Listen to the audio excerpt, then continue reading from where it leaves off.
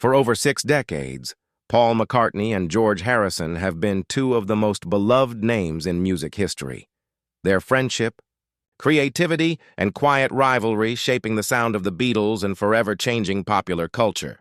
But behind the harmonies and smiles, there were deep emotions, unspoken tensions, and a brotherly bond that time and fame could never erase. Now, at 83, Paul McCartney has finally opened up about the truth of his complicated relationship with George Harrison, and his words have left fans both heartbroken and moved. When the Beatles first came together in the late 1950s, George was the youngest member of the group, the quiet one, often overshadowed by the songwriting power of Lennon and McCartney. Paul admitted that in those early years, he didn't fully appreciate George's depth as a musician. George was always patient, McCartney confessed. He didn't push, but he had this quiet confidence. And when he finally spoke through his music, it was something beautiful. Their creative differences were well known. As Paul and John Lennon dominated most of the songwriting, George often felt left out. "I know I could have been more encouraging," Paul admitted. "We were young and stubborn. I wish I'd given him more space to shine." Still, George's talent eventually burst through, giving the world timeless songs like Something and Here Comes the Sun, two of the most loved tracks in Beatles history.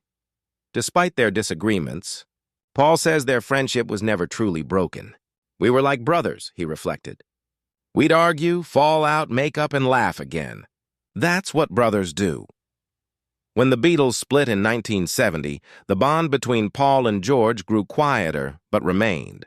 They each went on to successful solo careers, but their lives were forever intertwined through their shared past. When George was diagnosed with cancer in the late 1990s, Paul visited him often. One visit, just months before George's passing in 2001, remains vivid in Paul's memory. "He was so frail, but his spirit was strong," McCartney said softly. "We held hands and I told him I loved him. That's what really mattered in the end. All the nonsense, the ego, it didn't mean anything anymore." Paul described George as a man of peace, humor, and deep spirituality. "He had this calm energy," he said. "Even when things were chaotic, George would find light. I learned so much from that."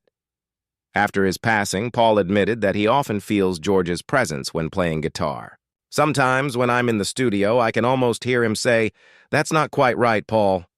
It makes me smile." At 83, McCartney carries both pride and regret.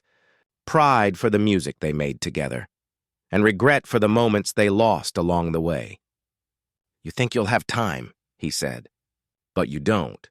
If you love someone, tell them now." Paul's confession has touched millions of fans who grew up loving the Beatles. It's a rare glimpse behind the curtain of history, not of fame or fortune, but of friendship, forgiveness, and love that endures beyond life itself. For Paul McCartney, the truth about George Harrison isn't about rivalry or fame. It's about two young boys from Liverpool who dreamed together, created magic, and in the end, found peace in each other's hearts.